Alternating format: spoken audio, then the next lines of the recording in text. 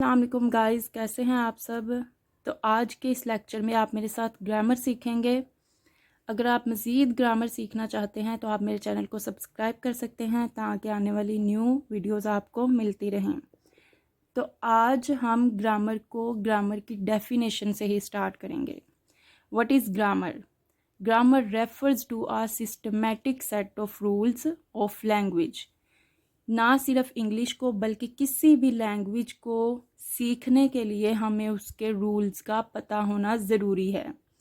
ऐसी लैंग्वेज जो कि आपकी सेकंड लैंग्वेज हो, क्योंकि फ़र्स्ट लैंग्वेज के हमें रूल्स ना भी पता हो तो हम उसको बोल सकते हैं, इन्फ्लुएंटली बोल सकते हैं। तो इंग्लिश हमारी सेकंड लैंग्वेज है, इसलिए हमें इसके रूल्स का पता होना ज़रूरी है, तभी हम इंग्लिश को अच्छे से बोल सकेंगे, अच्छे से यूज़ कर सकेंगे। तो हमें पता चला कि it is important for language learners to understand the rules of grammar because if you use words incorrectly your sentences will not make sense. अगर आपको पता ही नहीं होगा कि सब्जेक्ट कहाँ लगाना है, वर्ब कहाँ लगाना है, ऑब्जेक्ट कहाँ लगाना है, तो आप अपनी बात दूसरे तक कन्वे नहीं कर सकेंगे, उन्हें समझा नहीं सकेंगे। तो अपने मैसेज को करेक्टली कन्वे करने के लिए आपको करेक्ट वर्ड्स यूज़ करने पड़ेंगे। फॉर एग्ज़ाम्पल, मैं किसी को कहती हूँ कि आई लाइक मैंगोज़। अगर मैं इसको इनकरेक्टली बताऊँ कि मैंगोज़ लाइक आई, तो इसकी कोई सेंस समझ में नहीं आ रही, ठीक है। तो इसको अच्छे से दूसरे को बताने के लिए मुझे क्या करना होगा, वर्ड्स का सही यूज़ करना होगा।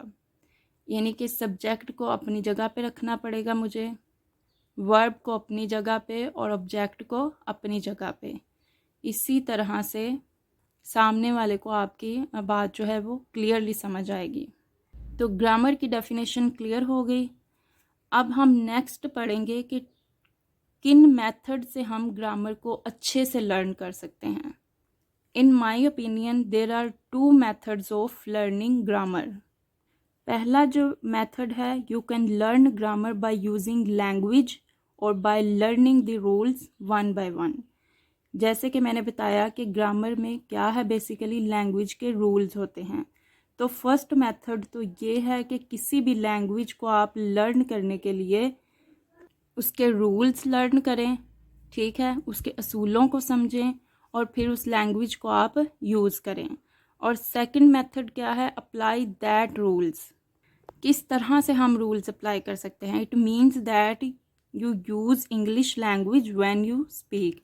आप जब भी बोलें आप इंग्लिश लैंग्वेज यूज़ करें, आप जब भी सोचें आप इंग्लिश लैंग्वेज में सोचें।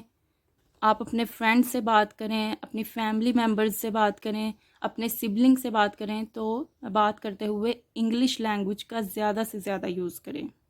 तो फर्स्ट मेथड क्या है कि आप उसके रूल्स, लैंग्वेज के रूल्स लर्न करें। And second method is that कि आप उन रूल्स को अप्लाई करें बाय स्पीक अदर्स। बहुत सारे लोग ऐसे भी हैं जो कि दोनों मेथड्स को ही यूज़ करते हैं, यानी कि वो साथ साथ ग्रामर भी सीख रहे होते हैं और जो जो चीज़ें वो ग्रामर से सीखते हैं वो आगे अप्लाई करते जाते हैं, यानी उसको अपने डेली यूज़ लैंग्वेज में बोलते रहते हैं। इस तरह से उन्हें वो चीज़ जो है अच्छे से याद हो जाती है, उनके माइंड में अच्छे से बैठ जाती है। ये मैंने पहले भी बात कही है कि grammar tells us how to put a sentence together. Grammar हमें बताती है कि हमें सब्जेक्ट को किस जगह पे रखना है, वर्ब को किस जगह पे रखना है, ऑब्जेक्ट को किस जगह पे रखना है।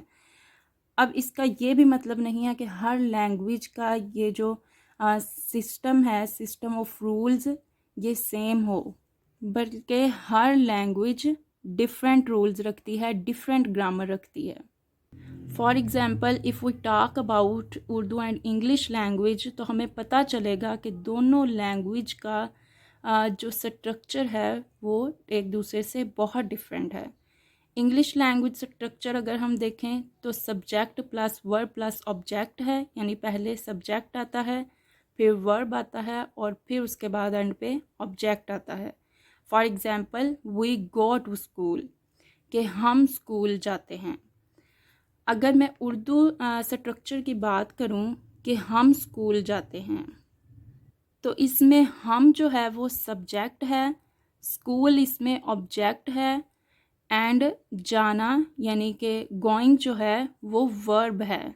तो इसका आप स्ट्रक्चर देख सकते हैं कि ये subject plus subject plus verb है, जबकि इंग्लिश लैंग्वेज स्ट्रक्चर जो है वो subject plus verb plus subject है। So firstly, we should learn the rules, then apply them by practicing language with others in speaking. So हमें पता चला कि grammar is very important to learn any language. I hope so कि आज का lecture आपको समझ में आ गया होगा। इंशाल्लाह नेक्स्ट वीडियो में न्यू टॉपिक के साथ मिलेंगे। तब तक के लिए अल्लाह हाफिज़।